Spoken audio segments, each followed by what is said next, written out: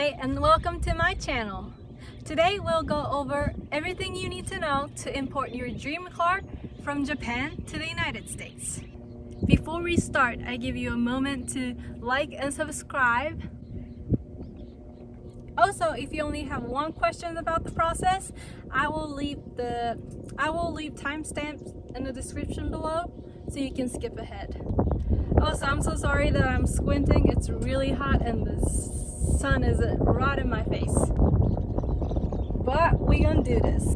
Also, if you skip ahead, please leave a like as it helps my channel a lot. And thank you! Okay, now, why JDM cars? Well, for one, a lot of models were not made in the States, and those that were made in the States come with different body panel or engines and other unique things. Sometimes the cars are exactly the same and you just want the sauce that comes with right-hand drive. Whatever your reason, it's all love, and I hope this video will help you make your dream a reality. So let's dive right in. Chapter 1: Finding a car. If you don't already own your car, you will need to find one you like. If you own your car already, you should skip ahead to Chapter 2. Or just continue to watch to help with the algorithm. Most people choose to buy from importers despite the really high price of entry. We can go to the website of one pretty popular, not really recommended importer and choose any car. Okay, let's see what they have. I'm scrolling down, down, down. Wow, that's a pretty expensive for a Honda. And man, that's very expensive for a POW. Well, scrolling down, down, down. I don't know. I don't really want any of this, but I will go for Evo. There's a good pictures. Yeah, it's really expensive for Evo. That's something I would not pay for. Good pictures. There's no rust. Yeah. Partial information there. Okay. Now let's go see how much they cost in Japan. If you like me to make video of the top 5 websites to source these cars, subscribe and leave a comment below so that I know. So there are so many sites you can use, but of course very few are in English, and the ones that are in English are much more expensive, so we will get onto the famous Goonet exchange and look for vehicle. The price ranges and condition will be all over the place, but that's okay. We will choose one that's similar to the one from the importer. Okay, let's see. I'm scrolling down. You can't really find the exact same thing, but you can find them anywhere from 7 to 30,000. Scrolling down. It's really hard to find the exact same thing, but look at the miles.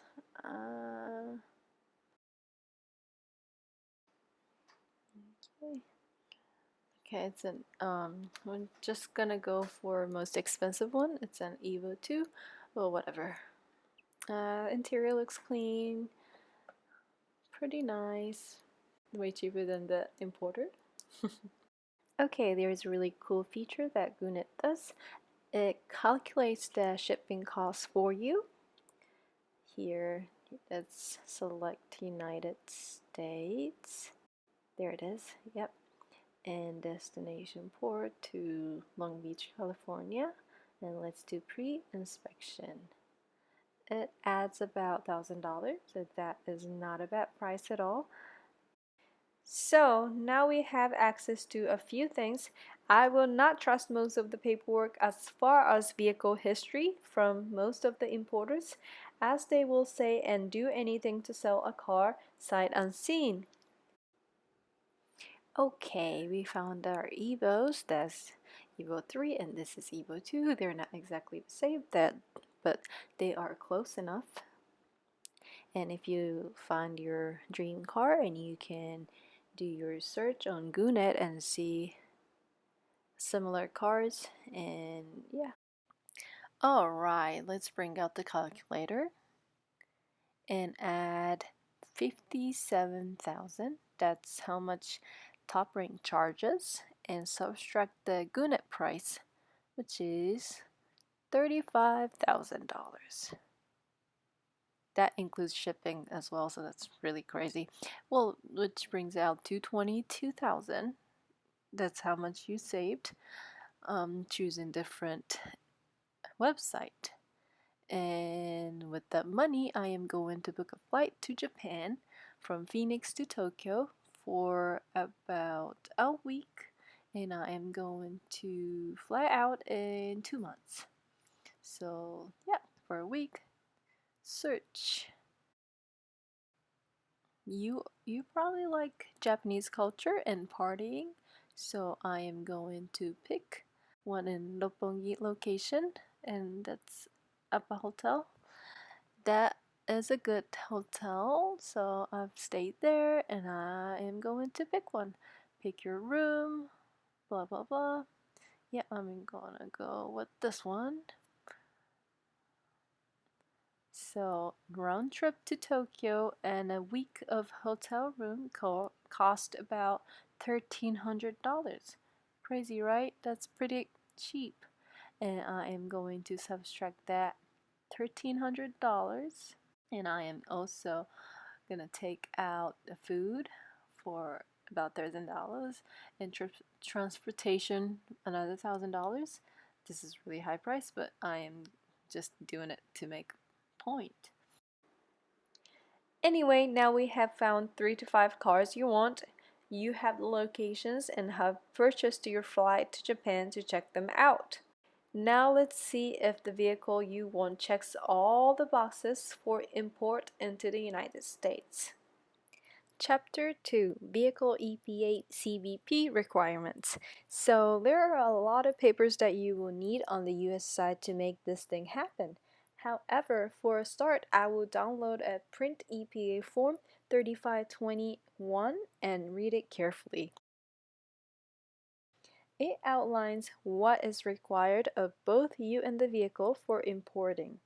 In my case, I was able to use EPA exemption code E, as the car is over 21 years of age and it's exempt from strict EPA regulation in its unmodified form. However, your vehicle could fall within any of these categories, so please do read carefully based on your car and what you plan to do with it. The next document you will need is the Form HS7, which can be found on nhtsa.gov. This is going to appear very similar to the EPA form, but this is for customs. It has a long list and requirements as well as paperwork required for proof. But in my case, and probably yours too, condition 1 will suffice. But as a non-native Japanese person, you will need to find a company who can act on your behalf to get the required paperwork from the government and secure a spot on the ship.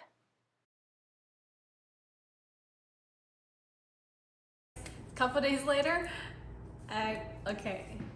this took longer than I expected, but I'm doing my research and everything. Okay, finding everything that you need to know about this video. Let's talk about finding an exporter, an importer, and a broker. An English-speaking exporter contractor is usually a Google search away, but it's a business, so only contact them when you're ready to do business. I can only recommend a few companies from the mainland, as I live in Okinawa and I ship both of my vehicles from Okinawa, which is way more expensive. Okay, your your exporter will assist you in buying a car and turning your deregistered title into export certificate. An export certificate is like title to your vehicle. So you see like a blue paper, a bunch of Japanese in it. Make sure you keep it. You will know when you see it.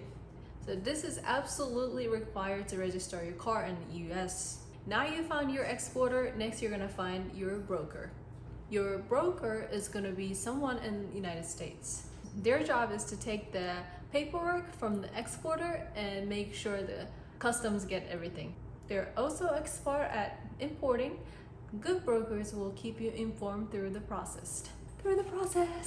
So the broker doesn't have to be in the states that you're shipping the car. For example, I'm a Florida resident living in Arizona, shipped the car to California through the broker in Florida. It's all gravy, baby.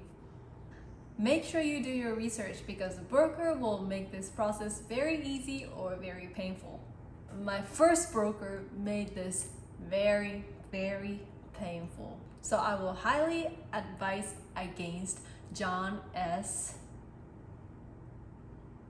Williams against John S. James Co. out of Jacksonville, Florida. They left me hanging and I had to reach out to my exporter and other people for really easy answer, and they do not reply to emails even though they charge over $500. At the end of the day, I ended up talking directly to the port and got everything figured out. But that's not normal. Normally, you need to hire a broker. Don't forget that you will need a person that works at the port to get your car out of the port because you cannot get into the port. If you don't know what I'm talking about, I'll link my Miata video pickup down below. Chapter 4, Port Locations. Everyone is most curious about the price. However, the price is based largely on the point of origin as well as the destination. This alone can add thousands to the price. My vehicle came from Okinawa to the mainland to Long Beach, California. I could have saved a few dollars if I ferried my vehicle from Okinawa to the mainland, then drove to the shipping contractor there, but the money saved would have not been worth the time and the effort it took to do this, and I would have had to fly back. So I decided against it. Plus, I had an incredible exporter and native English speaker, Bill from BMN Okinawa, working with me to ensure everything went smoothly. He stayed in touch and kept me updated every step of the way. So if you happen to be in Okinawa or your dream car is in Okinawa, I highly suggest going through BMN Okinawa. They have been rooted in automotive subcultures for many years and understand what you want to do. Chapter 5, Delivery Time. This is the worst part. You're out a few thousands of dollars and you have told all your friends about this super cool car. You're already looking at left and drive peasantry like they owe you something. But you can't while the Tokyo Drift fanboys and 12-year-olds at the weekend Safeway meets for about 6 months, right? Kind of. A lot of factors go into wait times. I was told to expect 3 to 5 months from the drop-off date for the car to be delivered at my house. For the FD, through a different importer, this was the case. For the Roadstar through B&M, it took just under 7 weeks to arrive, and then another week or so to clear customs. That was in the middle of the current global health situation as well, so your times will likely vary. Chapter 6, How much does it cost? Now we're talking the big secret that no one wants to share. Seeing as I already own both of my cars, my only expenses were the export and import of the cars. I shipped 2 my cars from Okinawa, which once all import/export and broker fees were paid, averaged out to $3,100 per car. If your car is in the mainland, you can probably subtract $500 to $1,000 off that price, depending on its location and which broker you choose. I did not go for the cheapest options, as that's not always the best option, but I did go with companies I knew and trusted, with the exception of the broker John S. James Co., and was blown away with how smooth the process was. and how my cars were in the same condition I left them for the most part. So in summary, we have gone over literally everything you guys have asked me. If there are any more looming questions, let me know in the comments. I have already made 2 videos of the pickup process from 2 different companies and will be making an in-depth video on everything you need to register and insure these vehicles once they make it to your home. Thank you so much for watching this video. Don't forget to give it a like, comment, and subscribe. And follow my Instagram. Also, if you're curious about registering these vehicles, I can also make a video, so leave a comment down below. Let me know what you would like to see in the next video. Alright, thank you so much, and I'll see you in the next one. Mata ne!